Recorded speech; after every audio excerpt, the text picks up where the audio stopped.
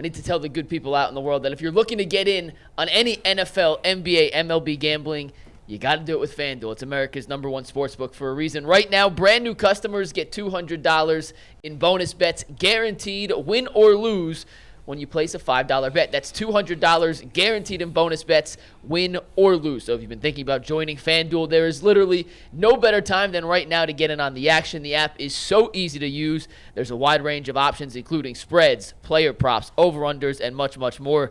You can visit FanDuel.com/UCSS to get in the NFL action. FanDuel, an official partner of the NFL. Also, an official partner of the Ultimate Cleveland Sports Show. And our FanDuel ticket of the week this week comes from Maddie_13Ice, who turned a $6 same-game parlay on the Ohio State game into a $70 winning ticket. He had a Marvin Harrison anytime touchdown score, Ohio State with the spread, McCord over 238.5 passing yards, and Marvin Harrison to eclipse 100 receiving yards. He hit on all 4 of those, and that $6 ticket turned into a $70 win. So shout out to Matty Ice. Shout out to FanDuel. And Mike, the FanDuel point spread for the Browns this week at Seattle, the Seahawks are open as a 2.5-point favorite. And by the way, McNuggets, I just noticed this weekend as I was at the crib, Marvin Harrison has the coldest nickname in the game right now. Maserati Marv.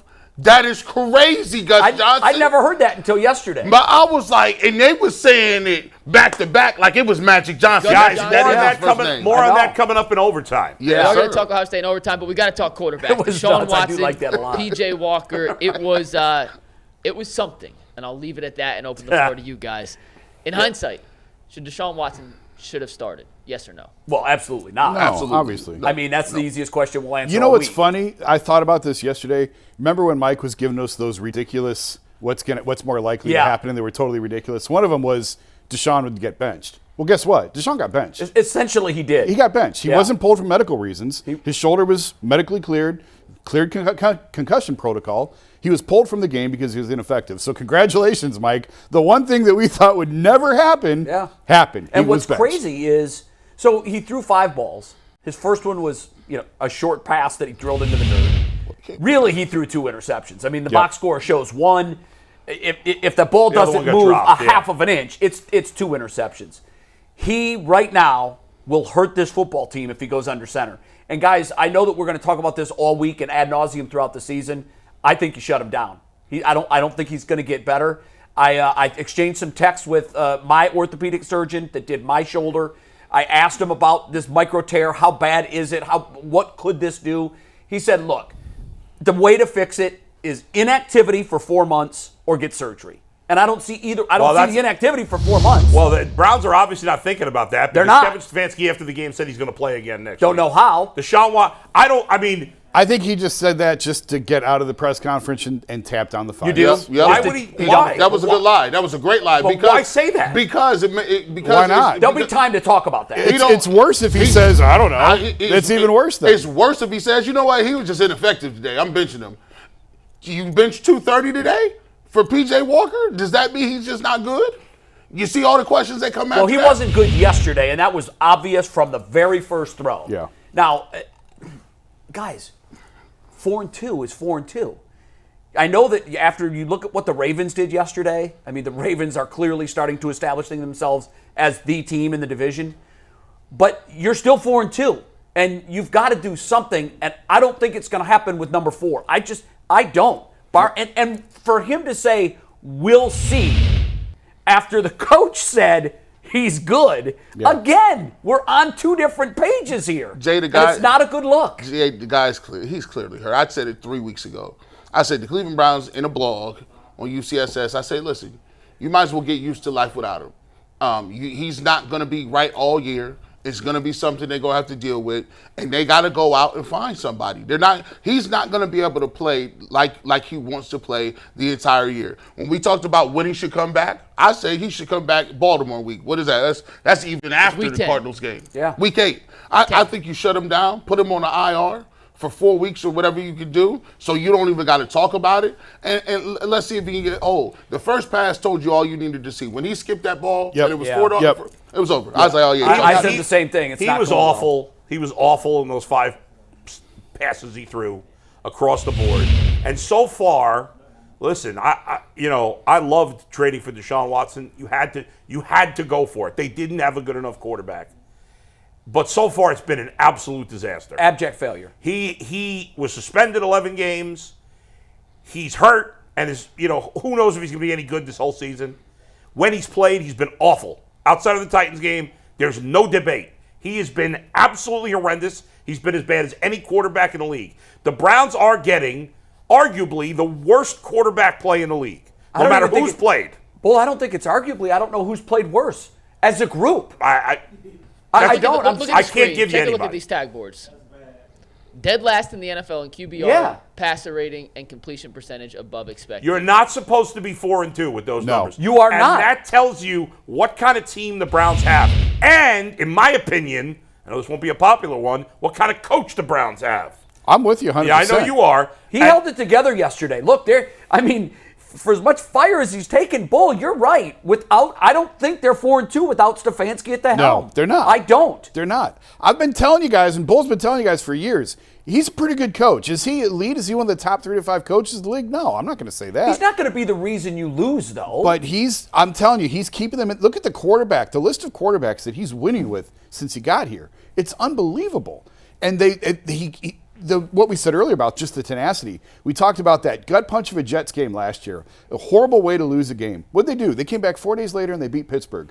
They lose a terrible game at Pittsburgh this year. What'd they do? They came back the next week and won again. So they do have that. Like, people want to make fun of him for his rah-rah post-game speeches, and it's kind of awkward and whatever. Yeah, he's a cheese ball. But these guys believe in him, man, and they're fighting for him. Whether it's him or each other, whatever, he is getting the most out of this roster. I don't think there's any debate about that at this point. For this team to be 4-2, you're down. You now lost Nick Chubb. You've lost his backup. You've lost Jerome Ford. We don't know yet how serious it is. Right. But you're down to Kareem Hunt, who was selling white walls 3 weeks ago and working out at Planet Fitness. He's now your starting tailback as of right now, until we know the severity of Jerome Ford. And has 3 touchdowns. And Pierre Strong is now your backup. Like, how are they doing this? Not to mention their right tackle. Yeah, and they lost their right tackle as well. Listen, I said last year on these same airwaves, I said, listen, you got 6 games. Well, he's 4-2. He's 4-2. What are you going to say about that? Listen, the results speak for themselves. As a matter of fact, you lost all those people and lost all those guys and individuals, and you found a way to win not only on the road, you found a way to win against one of the best teams. You made a really snap decision with the kicker. I believe that was a huge thing.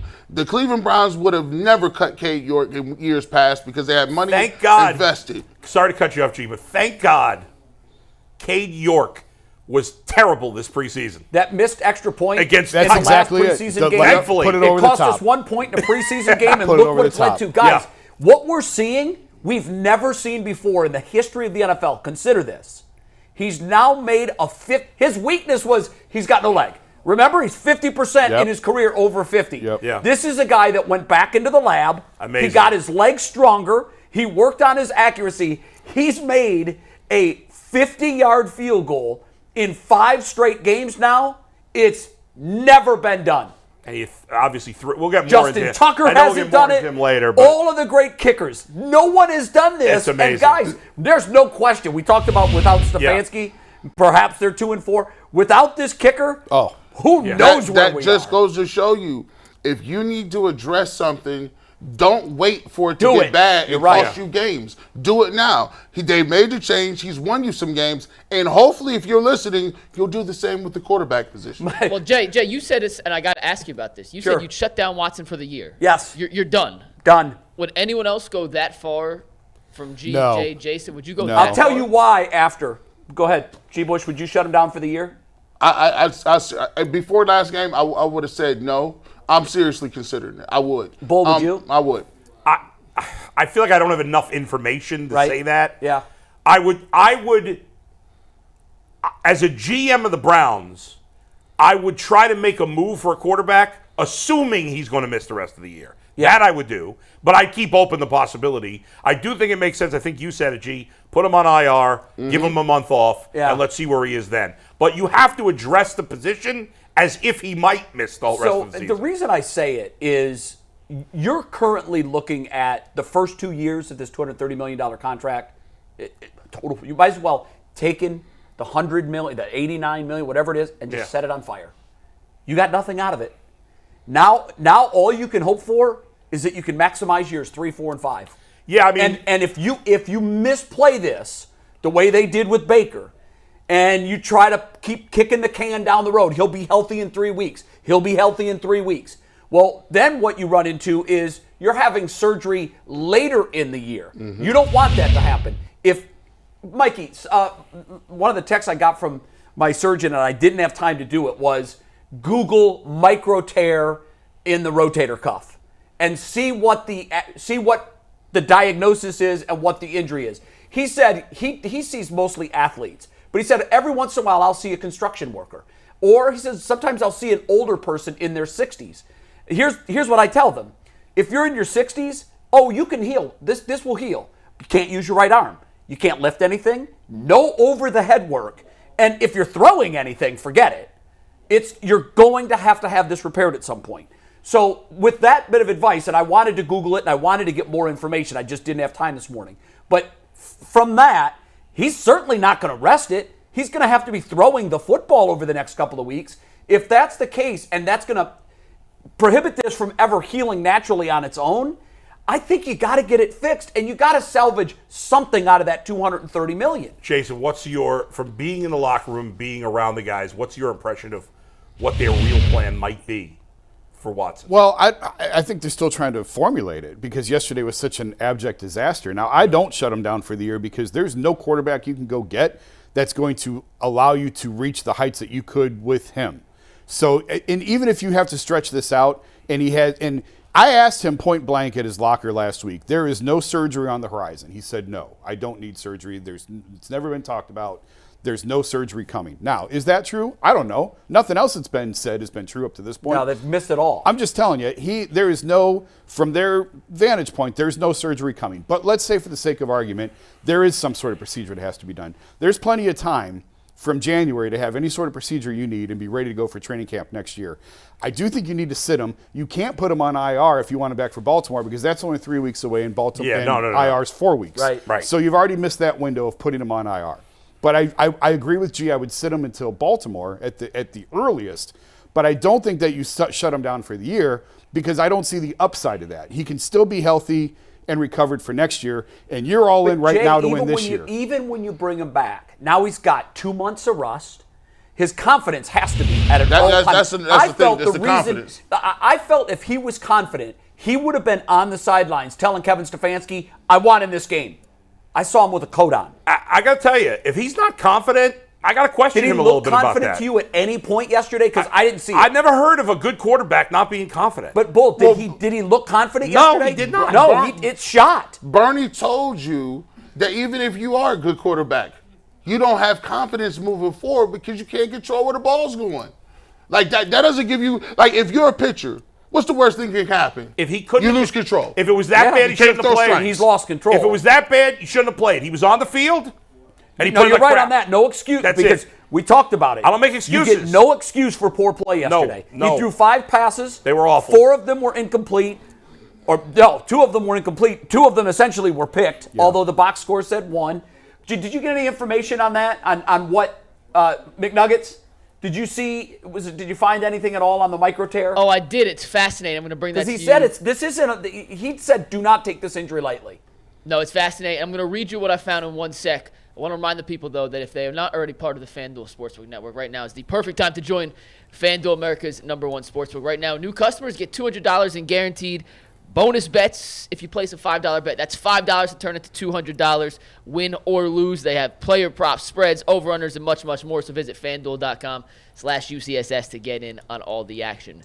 Jay, I did a quick little research, and this is from the American Academy of Orthopedic Surgeons. Okay. It comes from a .org, so it's Reliable not like a source. fake.com Right, or that's a reliable, reliable source. source. I'm going to read, quote, a piece from a FAQ about rotator cuff micro tears in the American Academy of Orthopedic Surgeons. Right. And I quote, even though most tears cannot heal on their own, you can achieve good function without surgery. If, however, you are active or use your arm for overhead work or sports, exactly what he surgery is most often required because many tails will not heal without surgery if under constant tension. And that's exactly what he's under constant tension. So he said basically you have two options. Take a football out of his hand for the rest of the season, give him an MRI in January and see where it is, or speed up the clock and do the surgery right now. Well, they've got the best doctors working with this guy, so something doesn't add up here. No, but Bull, when you just take that at its face, right? And this is also maybe he doesn't actually have a micro tear. Well, he said he did. He I did. mean, we have to take him at his word, don't we? Well, if he has a micro tear, and doctors are saying you can't play with a micro tear, well, then something's missing here. Yes, you're right. Something is not lining up. Yeah, it hasn't from the start. Hey, because it hasn't been from day one. I'm getting this from one of the top surgeons in the United States, who's been an orthopedic surgeon for the New York Giants. Right. The American medical orthopedic surgeons frequently asked questions is, it can heal, but not if it's constantly under pressure and if you're throwing an object. Well, look, I give him credit for trying to be tough. Baker tried the same thing. It ended horribly for him. He didn't try the same thing, to be fair. He had it, but not on a throwing shoulder. That's a big difference. It's completely different because he doesn't have to put that stress on it. However, it was clearly, it ended his time here in Cleveland. It was a bad decision.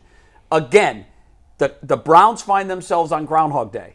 The alarm clock went off, and you're told that your franchise quarterback has a pretty serious rotator cuff injury.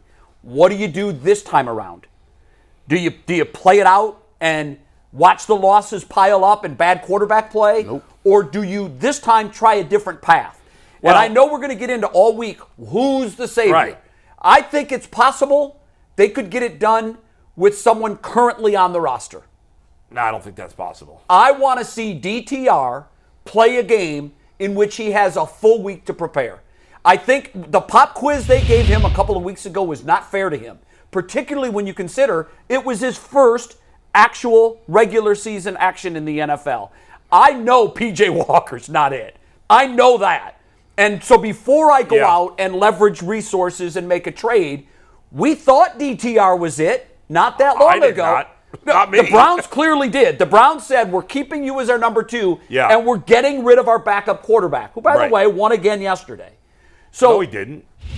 No, I'm going back all the way back to Jacoby Brissett. I wish they would have kept Jacoby Brissett. Now the talk is, now we got to get Jacoby Brissett back. But what are you talking about? Who won yesterday?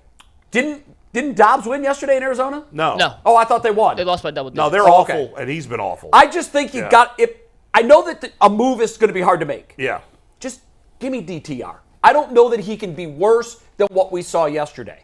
I don't. He was worse when he played. But he didn't have the week's rep. They split reps all week that week. DTR took the pass reps. Deshaun took the run reps. I think it's rash to cross him off the list off of one bad game. Yes. That's his first game. But they're in a position right now. They're in a really tough spot. And I wrote today, they should go get Jacoby Brissett. Yes! And I was the one saying all last year they punted the season because they handed it to Jacoby Brissett. Here's the difference. What, with this defense? Here's the difference for me right now. Defense didn't play great yesterday. Well, that doesn't matter. It was one game.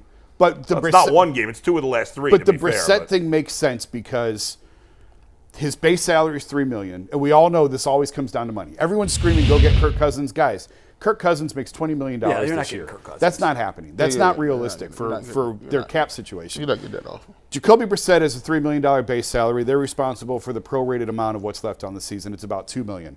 That's about what Josh Dobbs was making before they traded him, was 1.5. Yeah. You could probably get, now Washington has to play ball on this, but I don't see why they want to hold on to him at this point. They're a disaster and they're not going anywhere. If they can save $3 million or save $2 million and get a draft pick back for him, you could probably get Brissett for about the pick that you got from Arizona for Dobbs. Mm-hmm. Now, Brissett is a placeholder and nothing more than that, but that's why I'm saying, excuse me, if you want to give Deshaun 3 weeks, Jacoby can give you 3 weeks. I don't know if Jacoby's the answer. If we're talking about shutting down Watson for the year, it doesn't matter. Not the answer. It doesn't matter. There's nobody out there to go get if you're shutting Watson down for the year. There's nobody out there. Mike wants to save it for the week, and he's right. We should save it because there's a lot off the game. I would go after Kirk Cousins. I don't care about the money because it's just for 1 year. I don't care how it affects the cap. The owner's a billionaire. He keeps spending over the cap. It's not a hard cap, so it doesn't matter. It will at some point. Who cares? Who cares? Listen, I'll take both of your arguments, and I like pieces and parts of it. Yeah. Saying it doesn't matter because if Deshaun's not there, we're not going to win is unacceptable. That's right. In business, in any part of life, we know this. We work for companies. When something goes wrong, you don't get to sit back and say, well, let's just roll it out because we're not going to be good anyway. No. Somebody at the top is going to say, listen, all hands on deck. What do we got to do? We got to offer overtime? Do we got to bring people in? We got to switch management? What we got to do? They need to get a quarterback in here because 4-2 dictates you have to. Sometimes I wish people would take football like baseball. If you are up at the trade deadline and you are in first place, it is a mandate in baseball that you go get some pieces to make your team better. Yeah, we already had one team quit on the fans. You 4-2 and you showed you can beat the best team in football. It is unacceptable to say, well, we're just going to hang out and let DTR and they've done it with the worst quarterback play in the league. That's almost impossible to be 4-2 with the worst quarterback play in the league, and they've done it. Now give them some help. Yeah. But here's the other problem, and I don't want to go too far down the rabbit hole, but there's leaks all over the dam right now. We talked about running back. The tackles are actually playing better. Yes. Like Jed looked okay again. Yes. The offensive line played well the last 2 weeks. Yes. So let's set that aside for right now. I know everyone keeps screaming about a receiver. I don't know how you can fairly evaluate the receivers because you've had terrible quarterback play. Yeah. Right. But it's running back and quarterback, and you have very limited trade assets. I don't even think running back's that big a deal personally. Well, I think it is. I like Strong. Well, if I got to hear more about Ford. I don't care about Ford. I think Pierre Strong could be as good as Ford. Well, I don't think any of them. I mean, you're down to your third and fourth string running backs. I mean, they ran for 160 and 150 yards on the ground 2 weeks. I'm not worried about it. I got it. The running game's been fine. 160, no, 150? it hasn't been fine. Yeah, I wouldn't call it fine either. I mean, Ford obviously. He had the one great run. Yeah, and I know that you can't take that out of the mix, but when you do, those numbers become bottom of the barrel. Well, why would you take out the that doesn't make any sense. It was one play. It was a home run play. That's 2 home run plays. I mean, he didn't do anything but run. He was untouched. You talking about the Steelers game too? The Steelers run? Yeah. Okay. Outside, he's had 2 great runs in 5 games. 6 games, right? Well, 5. What's he done the rest of the time? Yeah, about 84. He has 200 yards on 75 carries if you take out those 2 long runs, which is not fair because and that's why it's not that big a deal. So I go get somebody else. I don't have to have, I don't need a superstar running back to win. We've been through this before. I like Strong. I thought he ran well. I like he hits it up in there, and I think Kareem Hunt gets better every week. Now, granted, he's still working his way, and the blows that he's taking, he can only play about 2 or 3 plays in a row right now. Kareem's averaging like 3 yards a carry. But you know what? I like him at the goal line. At the goal line, he's great. He's gave field goals into touchdowns. He gave you 2 of the biggest plays you got. Yes, we got it in. You're absolutely right. And I've said all year, I think Kareem's got 3 wheels left. I absolutely believe it. And those numbers back it up. But in a goal line situation like that, I want the ball in his hands if you need 1 yard. Yeah, because given the other options on this team right now, give it to Kareem Hunt. And I'll be curious to see Pierre Strong this week if he gets a chance to play. I like him. Because I think he's a pretty good player. I've been saying I'd like to see more of him. I mean, we know he's got a very small sample size, but he's also been able to hit the home run. He was able to do that when he was in New England. I mean, you can always find a serviceable back. That's a lot easier to find than a quarterback. Yeah, the quarterback is clearly the mountain that we don't know we can scale or not. Go ahead, Mike. We'll move on to Kevin Stefanski in 1 sec, but just want to make sure we're all on the record with this. Are we all in agreement? And I believe we are, but just for transparency, PJ Walker is not it, right? No. Is anyone? Although you know what, he does have an it factor when it comes down to those last drives of the game. He made a big throw to Elijah Moore down the sideline on 3rd down. Huge throw. I'll give him credit for that. And I'll tell you, guys, certainly Baker Mayfield didn't do that here. We haven't seen Deshaun Watson do that here. We have to see, and I'm not saying that this is why you stay with him, but I can see why the Browns think there's something there. I don't think they think there's something there. I don't think the Browns think there's anything there. They just have no other better option. Then bench him and let me see DTR. He was the best available in the situation. He got bailed out. It was a bad sack fumble. He held on to the ball too long. The Colts should have had possession on that. The call was questionable at best, I think. I thought Amari pushed him down too. But that's beside the point. It was a non-factor in the play because that ball was had never nothing going. to do with the play. So, and again, like hey, take it and run Who with cares? it. Yeah, Yeah. take it and run with it. Yeah. But We've been on the other side of those calls As for a easily long as we're time. saying, I said PJ made the great throw to Elijah Moore on third down, and he did. He's got that little bit of an it factor, whatever. Well, he also was sacked and fumbled and should have lost him the game.